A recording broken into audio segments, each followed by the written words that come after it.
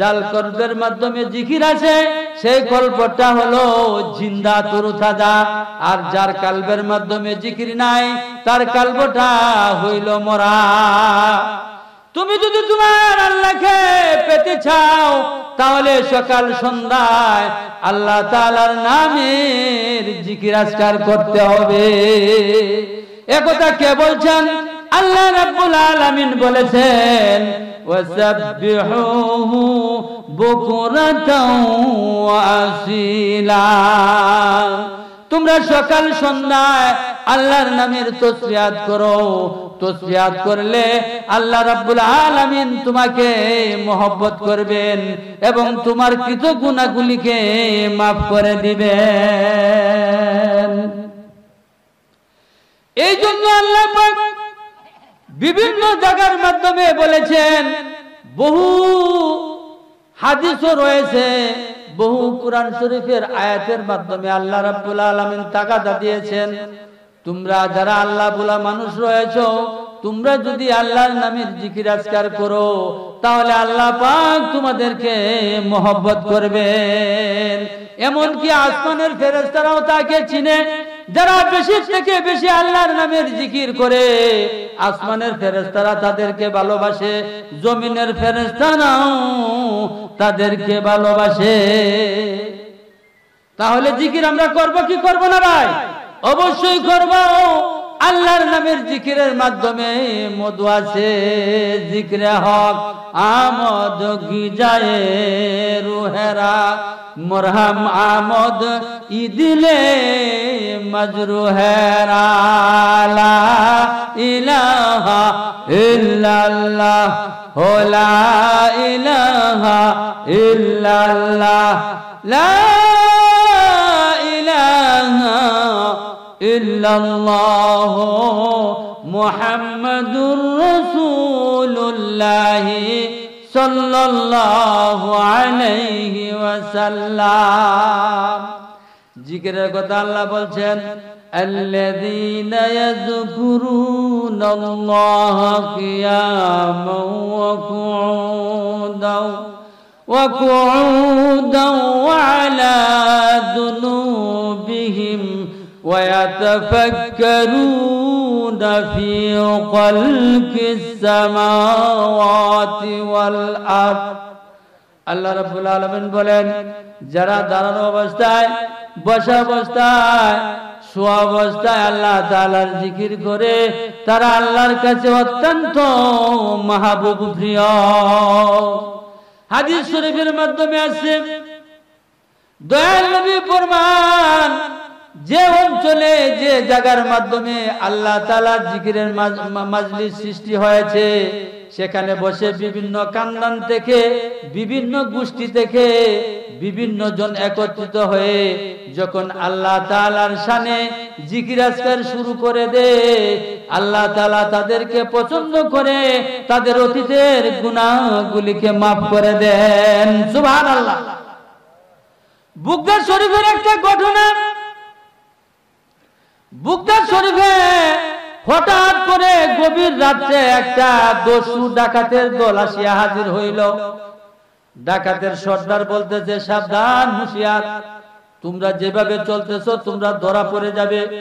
তোমরা এক কাজ করো, বলি কি, তোমরা দরবেশের বাপ ধরো, তাহলে তোমাদেরকে আর কেউ আটকাতে পারবে না, বুঝতেও পারবে না, তোমাদেরকে ডাউট করবে না, সন্দেহ করবে না।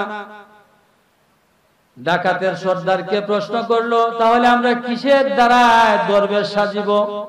ডাকাত বলতে লাগলো, তোমরা প্রত্যেকের হাতে একটা তসবিহ নিবা, প্রত্যেকে দরবেশের মতো মাথা পাগড়ি বানবা, প্রত্যেকে জুব্বা পরবা, মানুষ দেখলে সালাম দিবা, আর কথায় কথায় সুবহানাল্লাহ আলহামদুলিল্লাহ বলতে থাকবা।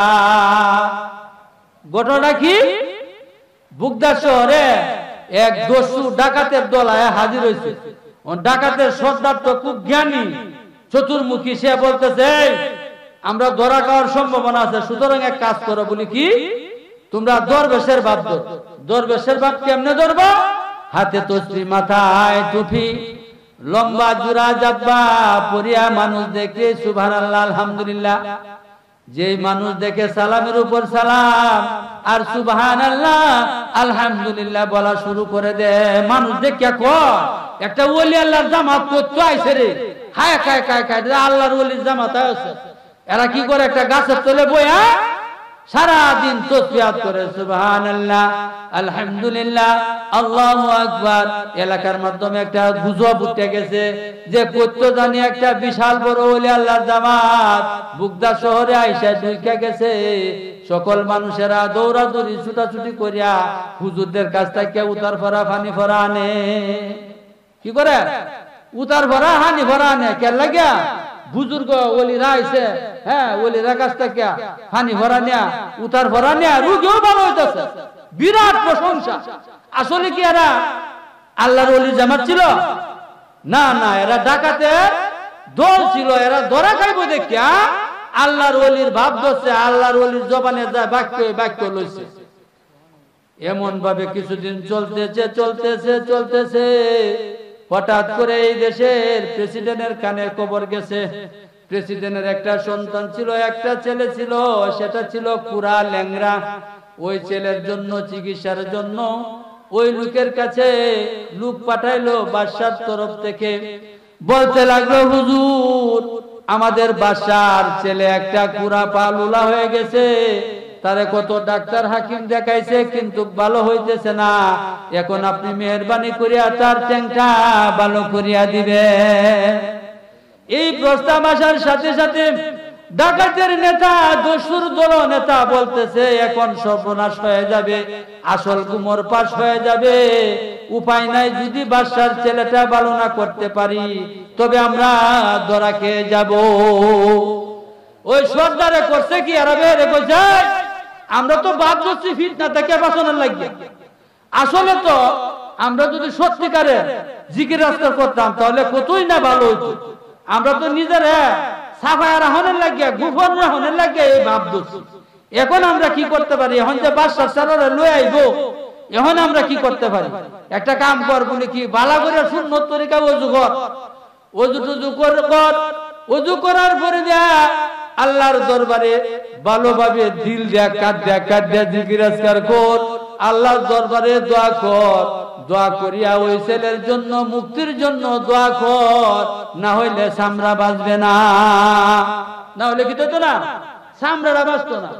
এখন বাদশার ছেলেরে নিয়া মজলিসের সামনে হাজির হয়েছে।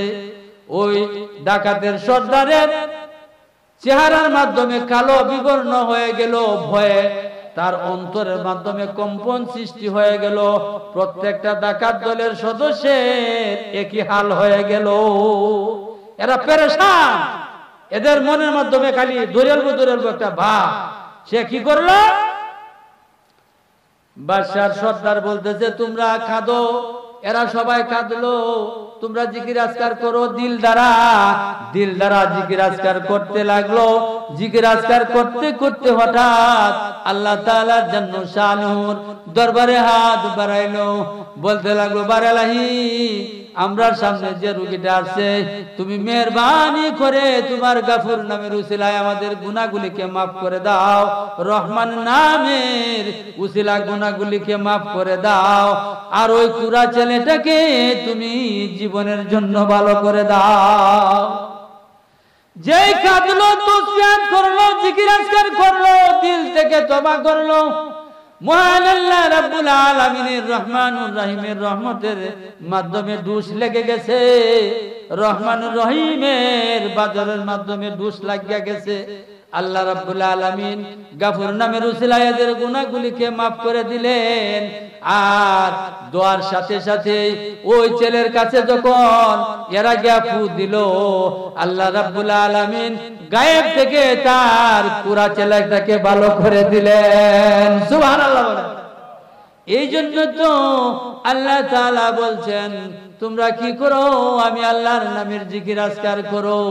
জিকির আজকার করলে মানুষ বিপদ থেকে মুক্তি পায়, জিকির আজকার করলে মানুষের চেহারার মাধ্যমে নূর আসে, জিকির আজকার করলে কাজে কর্মে বরকত নেমে আসে, জিকির আজকার করলে ফেরেশতারা ভালোবাসে।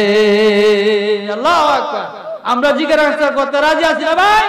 রাজি আছে আজকে এই সেই পবিত্র জিকিরের মাহফিল, এই মাহফিলের বরকতে আজকে বলুপুর জমিনের নিচে যত গুরস্থান আছে আল্লাহ পাক কিয়ামত পর্যন্ত মাফ করে দেন। সবাই বলেন আমিন। হাদিস শরীফের মাধ্যমে রাসূল বলছেন ওয়ালা যিকরুল্লাহি আকবার, জিকির হইল সবচাইতে মহান বড় ইবাদত। আল্লাহু আকবার, জিকির হইল সবচাইতে বড় ইবাদত। এটা কার কথা? নবীজির কথা। আর তোমরা এমনি ভাবে জিকির করো মানুষে যেন তোমাদেরকে পাগল বলে। মানুষে কি কয়? পাগল কয়। এমন দেওয়া দিছে। জিকির তো শুধু ভাই আমরা করি না, আমরার মতো অসংখ্য গণিত প্রাণী আছে, এরা আল্লাহ তাআলার নামের জিকির করে।